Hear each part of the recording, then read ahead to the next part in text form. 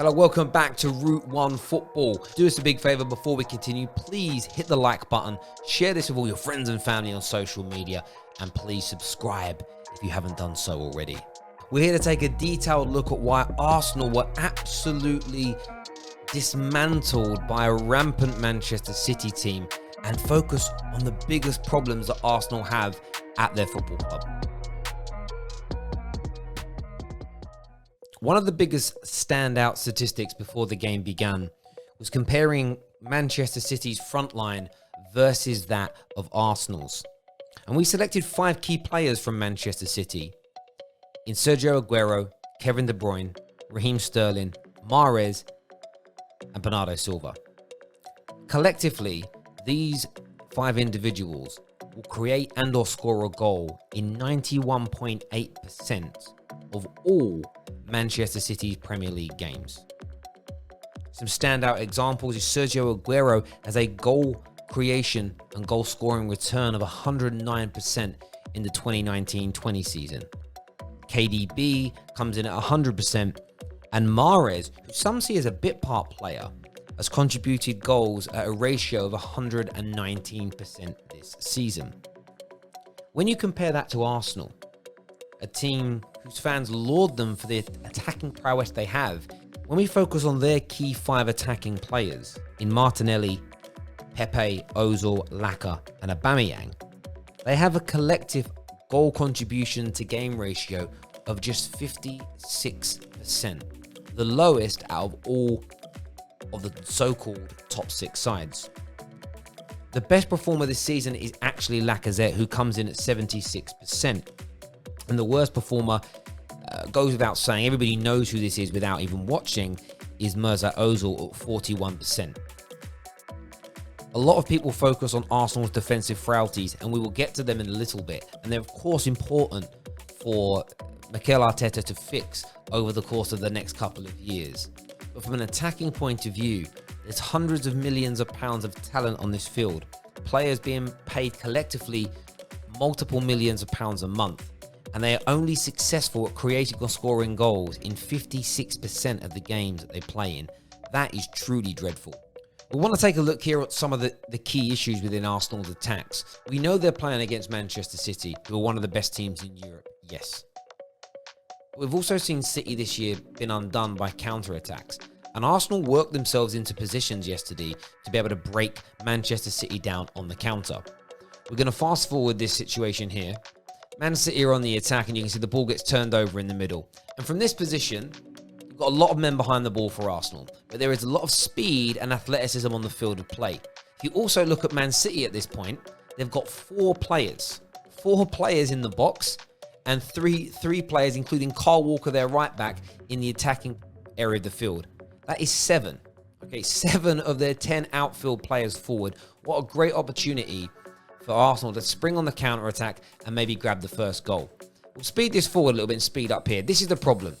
I really want to focus on this little part here because the ball is about to come in here to Kieran Tierney on the ball. And the interesting thing for me is the Manchester City backline at this point is in turmoil. You've got players, they're not in line with each other. They're all out of sync. And they are quite literally the last line of defense. So what you would expect to see in this situation is as the ball comes into Tierney, this ball played instantly in this direction for Aubameyang to run onto. Now we know that he has the pace, he has the quality, everything about him that's needed to move this. And this ball can go anywhere you want it to, essentially, from this point, but it just needs to go into this area and it has to be played quickly. But as we see as it's played forward, the ball's dilly-dallied up. Nothing's done. Look at this again. Look at that there. That's where the ball's coming in, play the pass first time. Touch taken. Now, suddenly, Aubameyang is offside. The counter-attack is almost done. The counter-attack is over, and then it goes on to fizzle out.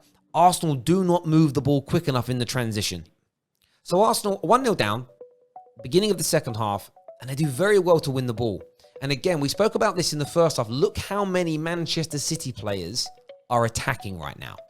So we have Sterling, David Silva, Jesus, Mahrez, Kyle Walker pushing up. Look how many City players there are highlighted in blue that are pushing forward. There's only really one in Mendy down here at the bottom who's behind the ball.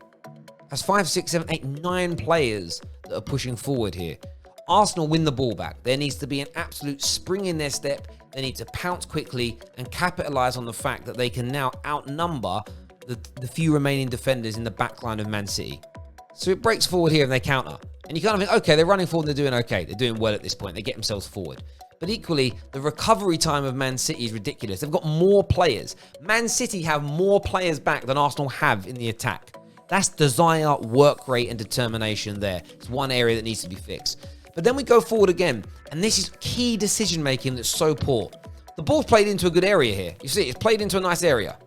Instead of holding the ball up, turning and being sensible, for whatever reason, he tries a back heel from this position. No rhyme, no reason to it. The Arsenal player performs a back heel from this position, loses possession, and it's another counter-attack over. And another area we need to focus on with Arsenal is just their frailness in midfield. Guendouzi gets played past, burst past, steamrolled out the way here by Kevin De Bruyne as he's bursting down the field of play. And we'll fast forward this, but he gets to the other end very, very quickly. He really, really does. So he gets here. Look at this position. Look at Arsenal's back line. Absolutely all over the place. They're not in line with one another. We're going to highlight Raheem Sterling in this position. He's in so much space. He's in so much space, it is unbelievable. He's going to be able to run now into this direction pretty much completely and utterly unchallenged. All it's going to take is a good pass of the ball from Kevin De Bruyne. It's very simple. Arsenal's defense has become narrow. None of their wide men have got back into defensive positions. They're all at sea, and it's easy. Fortunately for Arsenal, they didn't concede at this point. I want to focus here on the absolute poor positional play and awareness from the Arsenal midfield again. You've got Guendouzi, as we can see him in the top part here, and Ceballos. They're ball watching. They're completely and utterly ball watching. They've got no idea about... Look at Kevin De Bruyne and Mahrez. Look at the space they're in. You see Mahrez down here, acres of space. Kevin De Bruyne, one of the most potent attacking players in world football, pretty much free as a bird. He's got 4 or 5 yards of space around him in a circular motion. Nobody's anywhere near him. If we then look at the Arsenal players, 1, 2, 3, 4, 5, 6, 7, 8. We can even include 9 here. They're just all staring at the ball. And of course you have to understand where the ball is. Nobody's touch tight to a player. There's too much space for these Man City players to operate in. And at this point, it's 0-0. You're away to one of the best teams in Europe. People keep telling me that Arteta is creating this great shape. Where is the great shape everybody's talking about? So we'll move forward from this point. And you'll see here, the ball comes to Kevin De Bruyne.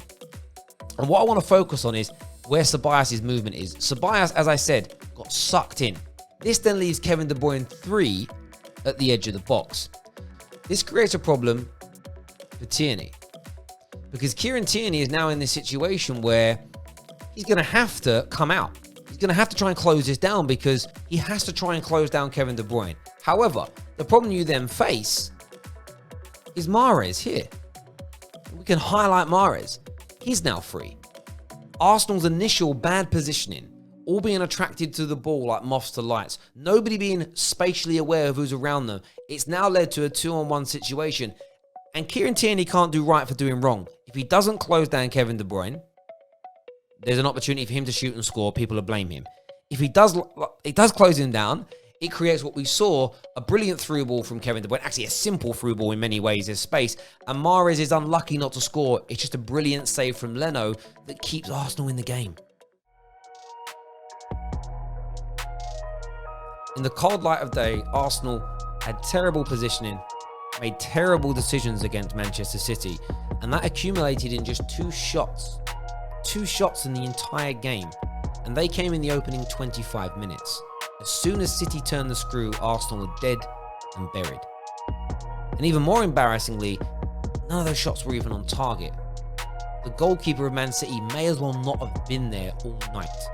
Arsenal haven't won an away game against any of the top 6 in a long time. The last time they did, Erling Haaland was just 14 years old. The iPhone 6 had recently been released. Frank Lampard was playing for Man City. Raheem Sterling was still at Liverpool. And Louis van Gaal was Manchester United's manager. There's a hell of a lot of work for Mikel Arteta to do at Arsenal. New players are needed. Deadwood needs to be shipped out. But he has to get his players to be better, more tactically aware, and more spatially aware. Because if they keep giving this much freedom and space to high quality players, they're only going to get beat. It's only going to get worse. And they're never going to get back to the peak of their powers. Thank you very much for tuning in. Take care. Goodbye. God bless. And we'll see you all again very, very soon.